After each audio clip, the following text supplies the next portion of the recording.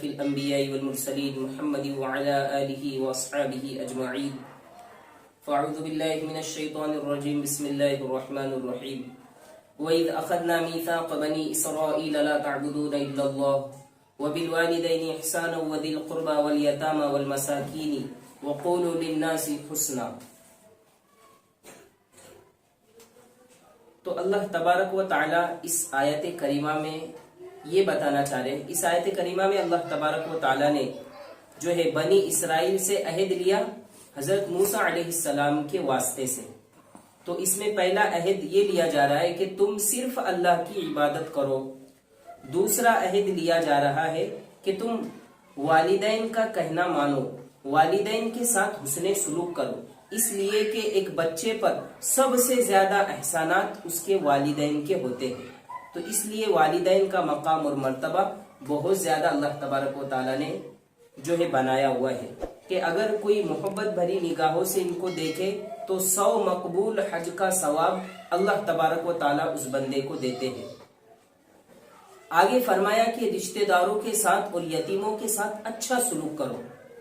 اب کوئی یتیموں کے ساتھ اچھا سلوک کرتا ہے تو جناب نبی کریم صلی اللہ علیہ وسلم فرماتے ہیں کہ مسلمانوں کے گھروں میں سب سے بہترین گھر وہ ہے جس میں کوئی یتیم رہتا ہو اور اس کے ساتھ اچھا سلوک کیا جا رہا. تو ہمارے پاس اگر کوئی یتیم ہے, ہماری تربیت میں کوئی یتیم ہے, ہمارے پرورش میں کوئی یتیم ہے تو ہمیں خوش ہونا چاہیے, اس لیے کہ رسول اللہ صلی اللہ علیہ وسلم نے یہ خوشخبری دی. اور پھر رشتہ داروں کے ساتھ حسن سلوک کرنا.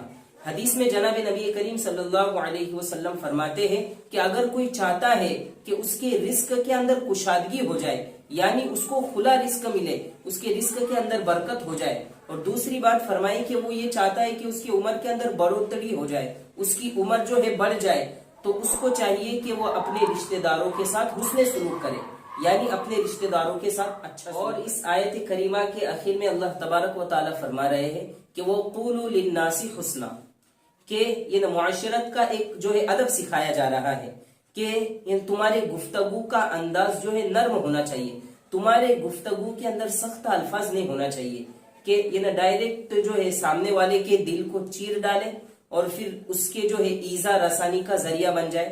تو اسلام ہم کو ان باتوں کی اجازت نہیں دیتا.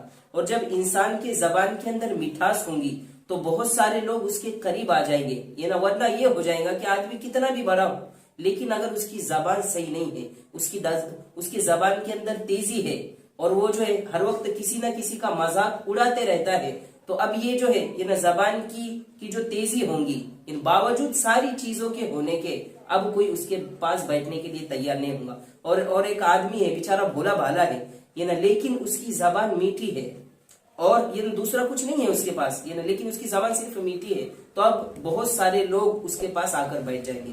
تو اگر ہم چاہتے ہیں کہ یہ سب کے درمیان ہم جو ہے مقبول ہو جائے تو پھر ہمیں اپنی جو زبان ہے وہ میٹھی کرنا پڑیں گی اور پھر ہمارے جو گفتگو کا انداز ہے اس کو نرم کرنا پڑے گا. اللہ تعالیٰ سے دعا ہے اللہ تعالیٰ ہم کو اس پر عمل کرنے کی توفیق